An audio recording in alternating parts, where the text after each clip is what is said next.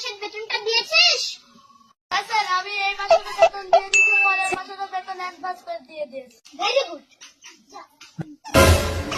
এই মাসের বেতনটা দিয়েছিস? না স্যার, এই মাসের বেতনটা বাকি আছে। ঠিক আছে। Oh no! নাফিস, এক এক কত হয়? স্যার 1 আর 2 হয়। নাফিস, ভেরি গুড। মেহবুব, 80 যোগ 90 যোগ 1 লাখ কত হয়?